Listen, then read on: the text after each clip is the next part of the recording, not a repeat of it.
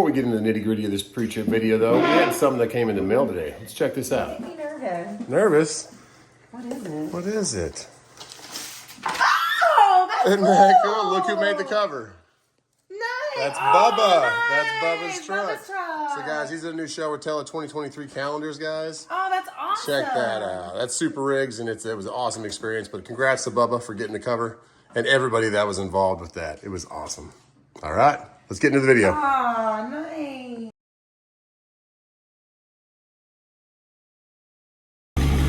So you're thinking about going into CDL school, or you're already beginning it and you're starting the infamous pre-trip. And you're wondering, like, how do I memorize this? How do I get this done?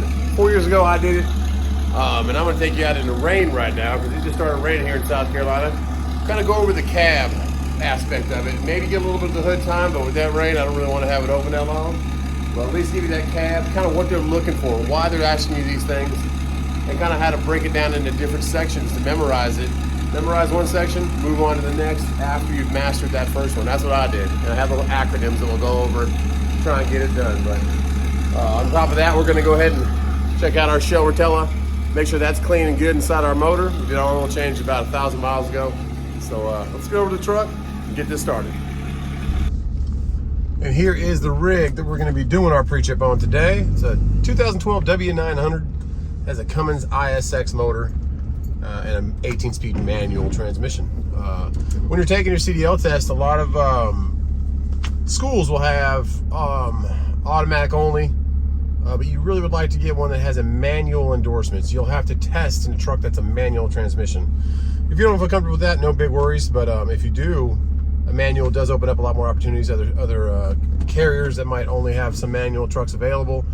And if you ever venture out and buy your own truck, it really is a lot easier maintained transmission and a lot easier to find, especially if there's an Eaton Fuller. They're the company that makes a lot of these.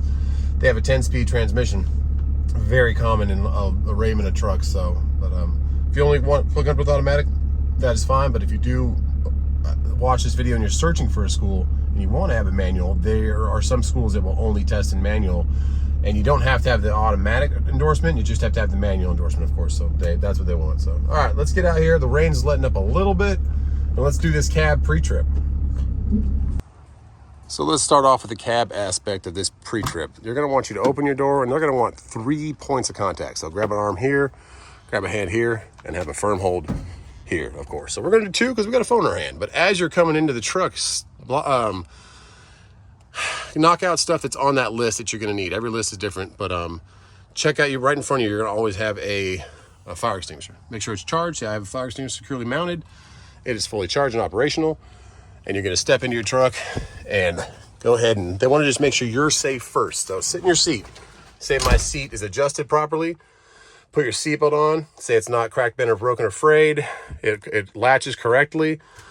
Anything safety oriented with you getting into the truck for yourself. So adjust your mirrors, make sure my mirrors are adjusted where I can see and they're clean, everything like that. My windshield is not cracked, bent, and broken, no obstructions in it like that. I mean, I do have a camera, I do have a mount for my phone, but CDL school, you will not have that. You won't even have your easy pass. This is a pass that gets you through tolls in the Northeast mostly. It just had you prepay $500 and then it takes it out of it as you go through them. So you're gonna check for anything like that, and then you're gonna move on to firing the truck. Make sure it's a neutral, of course. If you have a manual, this is an 18-speed Eaton Fuller. But yeah, just safety. Adjust your steering wheel, get it right for you, where you want it to be. Anything safety oriented, check that. There'll be a list. Memorize this part first. The in cab, the getting into the truck, your seat's adjusted correctly, your seatbelt fastens right, your fire extinguisher's good. Prime your truck. So these trucks, I've already primed it. We'll go back to off though. You're gonna put the key in, let the fuel sit there for a while and prime. It's not like your typical gasoline car where you can just get in and start it. This has a high pressure fuel system, so you need to prime it. The fuel's getting pressurized. After all of it, make little chick noises, little tip tap noises. Once that's all done going on, those are your 2 air gauges right there. Those are gonna be the first thing you're gonna really talk about. We're gonna start the truck, and then those are gonna start to build air. To help build air, a lot of these trucks have a idle up. You can push on and you'll watch the RPMs go up, and you can keep getting them up to go a little higher we'll get to about 900 RPMs. And that'll build your air in your air tanks faster, because your compressor, which is out there, which is gear driven, which means there's no belt going around it, is spinning faster. The faster it spins, the faster the piston inside it goes up and down, the more air it's pushing into that line going back to your compressor. So we'll let that air up and then we'll do our air down test. So as that's done, almost building up, it'll build the second tank first, and it'll be primary, secondary. So it builds the secondary first, then the primary. And build, I'm talking about building pressure, so adding. It's like going from 0 PSI to 100, 110. But while you're doing that, while you're waiting for that to air up, you can go ahead and show the instructor that your windshield wipers work, that your, what's it called? The windshield wiper fluid works. It's coming out as it should. All that kind of stuff. Check all your gauges. You're gonna have battery over here. Your amps are holding strong. Your volts are holding strong. Your oil pressure is up to 40. You wanna see that? And then your water temperature, it'll eventually grow, but they don't really ask too much about that. They really want you to know the oil pressure, water temp, that kind of stuff. These trucks have a lot more gauges than most trucks do. You have like a fuel filter, a brake tractor that keep track of your brake head. But once you touch the brake, it turns off that high idle. But so now what we're gonna do, and like suspension, load, transmission, all these different gauges, and then these switches, these are mostly just spares. They're not even used. You can add different accessories to them. You got your hazards. I want to show that that works. And while we're outside, we'll also do a light check. These trucks are pretty cool. You look up here in this little dash, you can go to, is it truck info? I think it's truck info. No, we want the good old, come on, no diagnostics.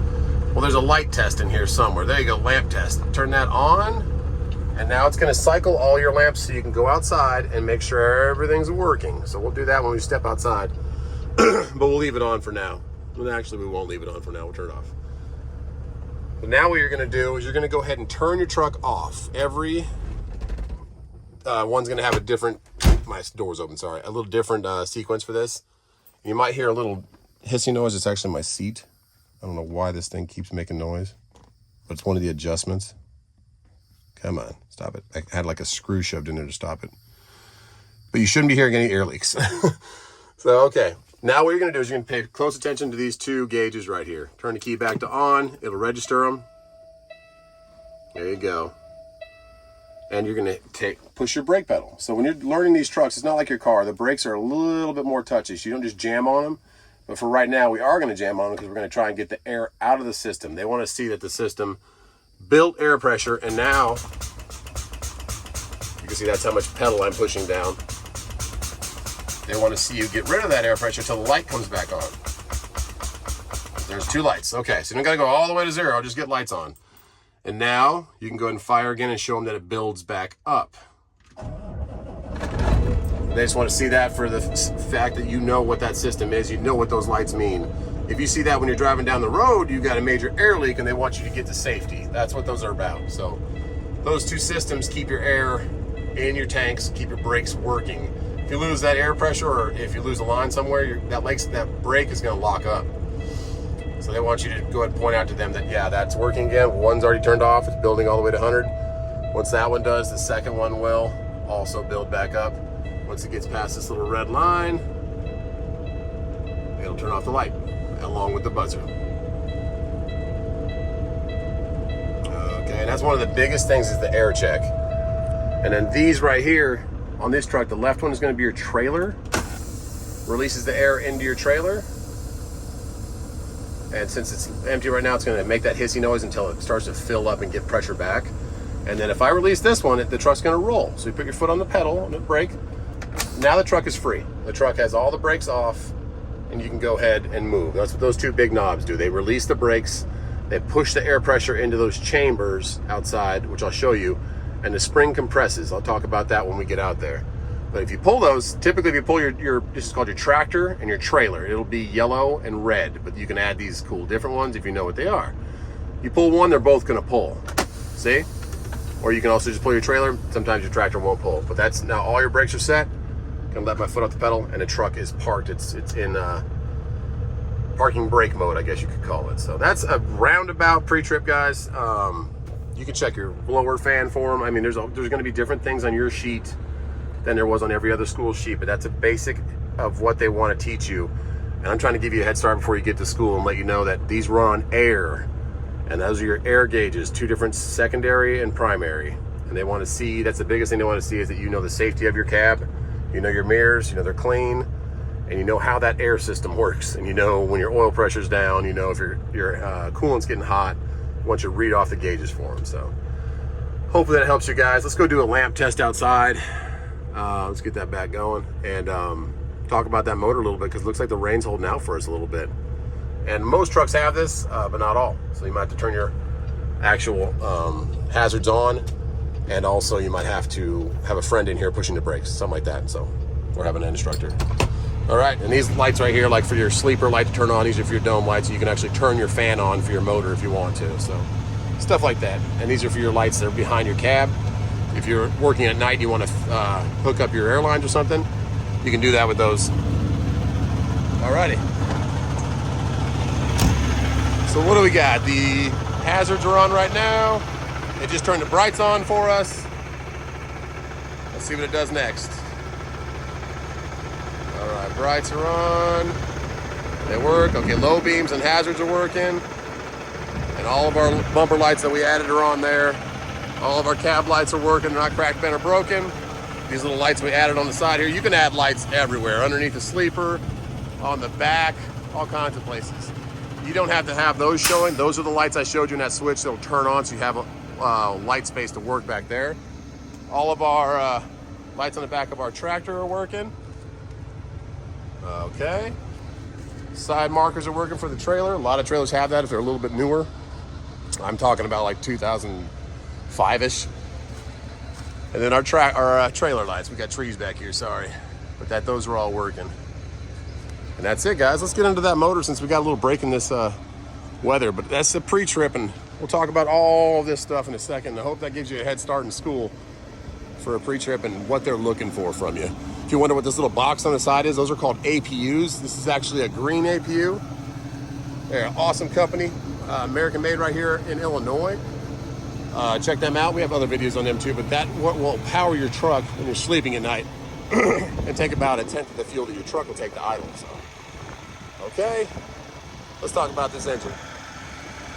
The rain has let up a little bit, so we're going to come out here and do our pre-trip on the outside real quick. So these trucks, a lot of the hood trucks, they call them. A hood truck just means it has a squared off hood. It's usually a Peterbilt or a Kenworth, sometimes a Western Star. They will have those straps on the side. They're rubber, and you want to get those off. Then you can pop that hood. And we'll start on the passenger side. Before you even get to this hood side though, your instructor at the school is going to want you to point out all the lights. Your cab lights, your marker lights, if you have double ones, any of them, how many there are, if they're cracked, bent, or broken, or if they're illuminating. You'll turn the lights on before you go outside. If you have fender lights, some trucks do, and then all your lights in the front. So according to some laws in certain states, you cannot have any lights that are burnt out. So that's why they want you to check all those, make sure they're working. You come out to the engine bay, they're just going to want you to check all your lines, anything that's cracked, bent, or broken, or leaking. So I did a CDL, cracked, bent, broken, leaking. That was always remembered that. And you want to go ahead and touch things. Of course, if the truck hasn't been running, this is going to be your turbo. This is what compresses the air out of the exhaust and shoots it back into the motor. So it's like a really high pressurized air, and they add a lot of fuel, and those two together make a nice big horsepower motor. Touch all your hoses, your lines for your alternator. Nothing's disconnected, frayed, cracked, bent, or broken. Everything's looking good. Your air lines are not touching anywhere. If this was even close to touching your tire on a turning radius, something like that. Shocks aren't leaking. All of your coolant hoses aren't leaking. None of the lines are frayed. Your belt looks good. It's not frayed. There's 2 belts in this truck. This one has a single belt for the air conditioning compressor. And have a note for what different things are. Air conditioning compressor is different from the air compressor. So these trucks will run over to the other side, and I'll show you what that means. But while you're over here, coolant level is full, is where it's supposed to be. Everything up here not cracked, bent, or broken. None of the boots are loose. Just keep touching things. What they want you to show them is that you're in knowledge of what this motor has on it, and if there was a problem arising, you could identify it hopefully on that pre-trip. And coming over to the other side, the driver's side of the motor, it's going to be your intake where all that compressed air is going through the intercooler. It's like another radiator. It cools off the air and it comes into the intake and that goes into the motor. These are all your fuel lines for injection. Make sure none of those are leaking. There's diesel fuel in here. It's about 30,000 PSI. So you figure your tire in your car is about 35 PSI, 30,000. So imagine how tight those got to be and if any leaks are going to be a problem. Look for anything on the crankcase filter right here. And then when I was talking about compressor, that one over there, the silver one, air conditioning compressor. This big one right here that has kind of a head on it, it has a piston in there. And that is your air compressor. So what that is doing is it's compressing air because these trucks, if you don't know about it, if you're new to CDL school, you've never stepped inside of a semi-truck. This right here is a brake chamber. It has a small spring in this one. The ones in the back are a lot bigger, about 3 times bigger. And it has air going to it. So when there's no air applied, the spring is locking the brakes. When there's air applied, the air is compressing that spring and letting the brakes free.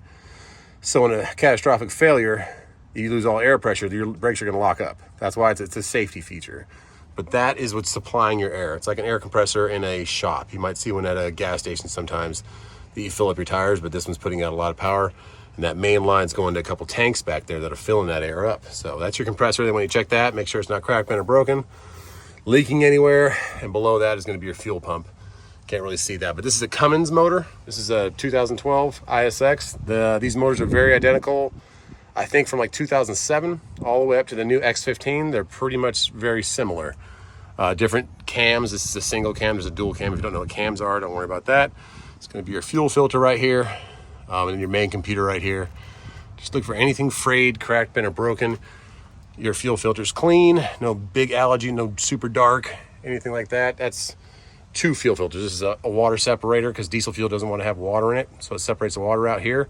That one just filters it before it gets there. So our fan's looking good. Our fan clutch isn't leaking. It's air. It's run by air anyway, so you wouldn't see any leaks.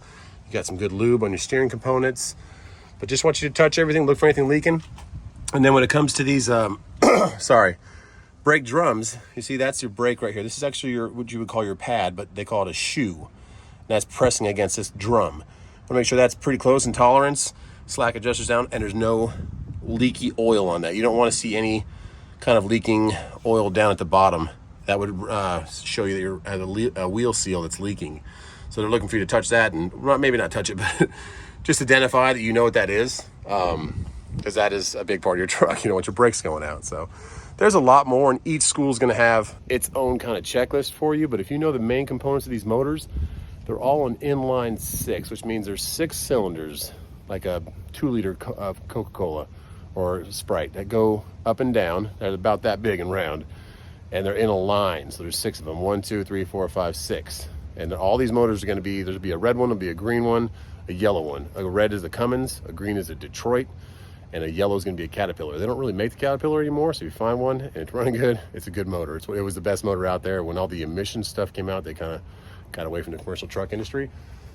But that's it. Check your washer fluid, make sure that's full. It's actually a violation out there if you don't have enough washer fluid to clean your windshield. So keep all that stuff in mind and just really try to understand the motor and what is going to keep it running and keep you safe out there. And that's what the instructor, the school, the state, the FMCSA, the Federal Motor Carrier Association is looking for from you. They want to see that you have a basic recollection of what's going on, and that's why they want you to pass this test, not only driving the truck, but inspecting it and knowing what these things are. So every truck's going to have one of those air compressors. Every truck's going to have an AC compressor, hopefully. Keeps you cool out there. And then we'll finish up a little more around the truck, kind of go back towards the rear axles now.